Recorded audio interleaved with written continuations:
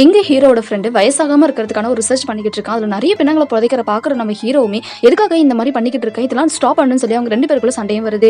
இதனால அவனுமே இந்த விஷயத்துக்கு நான் உன்னையே பயன்படுத்துறேன் அப்படின்னு சொல்லி அவனுக்கு அந்த இன்ஜெக்ஷனுமே போட்டு விடுறான். இப்ப வருடங்கள் பல கடக்குது, நம்ம ஹீரோ அவங்கிட்டே மாட்டிக்கிறான். இப்ப எப்படியாச்சும் அந்த இடத்த விட்டு தப்பிக்கணுமே சொல்லி யோசிச்சு நம்ம ஹீரோவுமே அந்த இடத்த விட்டு எப்படி தப்பிச்சு வரான். இப்ப வெளியில பாக்குற மக்கள் எல்லாருமே அவனை கூட்டி போய் ஹாஸ்பிட்டல்ல அட்மிட் பண்றாங்க. இப்ப ரொம்ப நாளா கோமா ஸ்டேஜ்ல இருக்க நம்ம ஹீரோவுமே கண்ண முடிச்சு பாக்குறாரு. அங்க நர்ஸ் ஒருத்தவங்க இருக்காங்க. அவங்கள பார்த்த உடனே நம்ம ஹீரோக்கும் பிடிச்சு போகுது.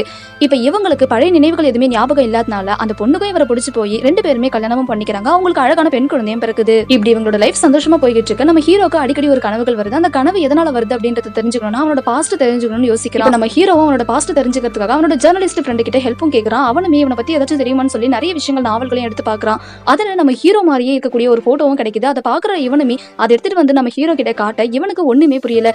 நம்மள மாதிரி ஒருத்தர் இருக்காங்கன்னா கண்டிப்பா இது என்னோட பாஸ்டா தான் இருக்கணும்னு சொல்லி யோசிக்கிறான். இப்ப நம்ம ஹீரோவுமே அந்த நாவல்ல இருக்க ஊருக்கு போயிட்டு அவனை பத்தி ஏதாச்சும் விஷயங்கள் தெரியுமான்னு சொல்லி அங்க இருக்கக்கூடிய நிறைய பேர்கிட்ட கேட்கறான். ஆனா யாருக்குமே எந்த விஷயமே தெரியல. மறுநாள் போலீஸ் ஸ்டேஷன்ல இருந்து நம்ம ஹீரோவை அரெஸ்ட் பண்ணி கூட்டிட்டு போயிட்டு எதுக்காக குழந்தைகளை கடத்தலன்னு சொல்லி நம்ம ஹீரோவை போட்டு அடிக்க ஆரம்பிக்கிறாங்க. நம்ம ஹீரோக்கு ஒண்ணுமே புரியல. நான் எந்த குழந்தைகளுமே கடத்தலன்னு சொல்றான். இந்த நேரம் நம்ம ஹீரோட கணவன் மேல எந்த தப்பும் இல்ல அப்படின்றத நிரூபிக்கிறதுக்காக அவன் ஒர்க் பண்ற ஆபீஸ்க்கே போயிட்டு அந்த ஃபுட்டேஜையும் கேட்டு வாங்கி போலீஸ்க்கு சப்மிட் பண்றா.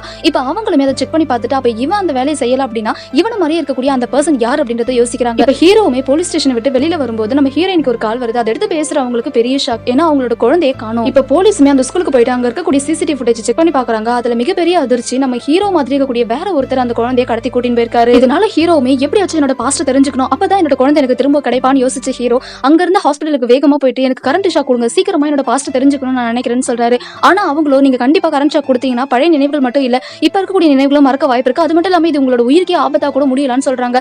ஆனா அவரும் அது எதுவுமே பெருசா எடுத்துக்காம நான் கண்டிப்பா கரண்ட் ஷாக் வச்சீங்க, எனக்கு கண்டிப்பா ஏதாச்சும் ஞாபகம் வரும், என்னோட குழந்தையை நான் காப்பாத்தணும்னு சொல்றாரு. இப்ப அந்த டாக்டருமே முடியாது சொல்லிட்டு போக நம்ம ஹீரோவை தனக்கு தானே கரண்ட் ஷாக் வச்சுக்கிறாரு.